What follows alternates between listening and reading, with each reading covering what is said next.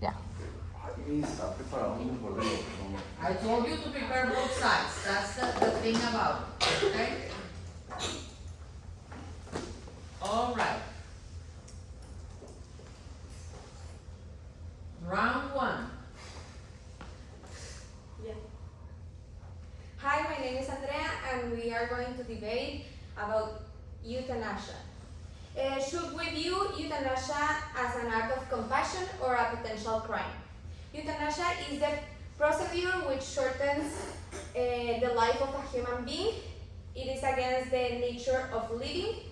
Doctors are supposed to act upon basic principles of ethics, which I'm going to explain. Based on National Library of Medicine, beneficence and maleficence is basically to help and do no harm. Doctors should seek the best treatment for the patient, and how come killing themselves is the best option. Ending a life is not a solution. Great. Okay, my name is Federico, and I'm going to talk about why euthanasia shouldn't be considered a crime. Firstly, I believe, it is argued that people have the right to make the decisions about their own life, including the decisions to end their suffering if they suffer from a terminal illness or an unacceptable quality of time. This is one of the first arguments of why euthanasia shouldn't be considered a crime.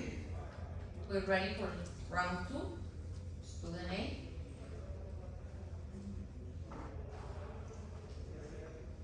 Round two, student A. Yes, please, I can take my book really quickly. Yes.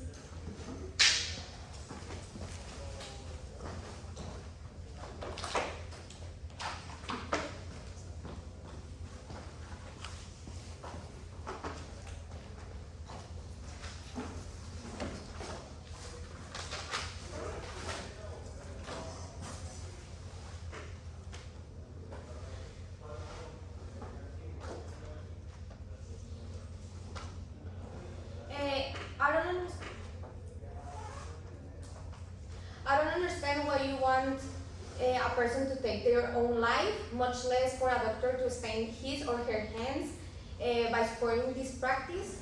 There are other alternatives that can treat people with terminal illness. For example, palliative care is a great option that relieves symptoms such as pain, fatigue, loss of appetite, sleeping problems, among others, and they can also help you tolerate the side effects of the medical treatments you receive.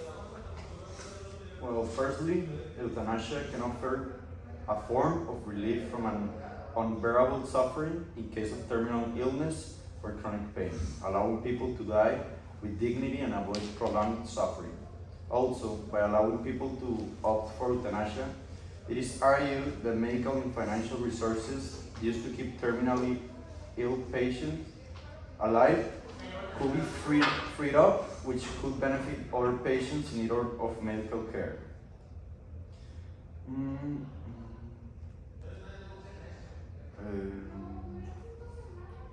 Okay. Also, regulations and safeguards can be established to ensure that the process is carried out ethically and with due respect for the rights of the patients. This can help prevent abuse and ensure that it's only authorized in specific circumstances. We're ready for the questions. Yes, I have a question for Andrea. Why do you think that sick patients should suffer from pain until they die? With palliative care, they are not going to suffer because it's like a multidisciplinary work where patients and families receive support in many ways, assuring that the patient has a death with dignity. Okay, thank you. Okay, I have a question for Pele. And how do you think that we can reduce the stigma in society about the euthanasia? Well, I firmly believe in the value of individual freedom. I believe that in many cases active euthanasia may be the most appropriate path. If so, then the most summary and effective means will always be the best. We're ready for round 4. Legalizing euthanasia fundamentally changes the relationship between doctors and patients and opens the door to ethical questions about the preservation of life and the decision making, the possibility of abuse, and the evaluation of life, especially of the most vulnerable people, are legitimate concerns that we cannot ignore. Instead of legalizing euthanasia, we should focus on improving and expanding palliative care and end-of-life care. This will ensure that people receive the care and the support they need without resorting to euthanasia. Making decisions related to euthanasia can be emotionally draining for both parties, patients and their loved ones. Legalizing euthanasia can allow these decisions to be made in a more transparent and planned manner. People have the right to make the decisions about their own life, including the decisions to end their suffering if they suffer from terminal illness or unacceptable quality of time. This is why euthanasia shouldn't be considered a crime.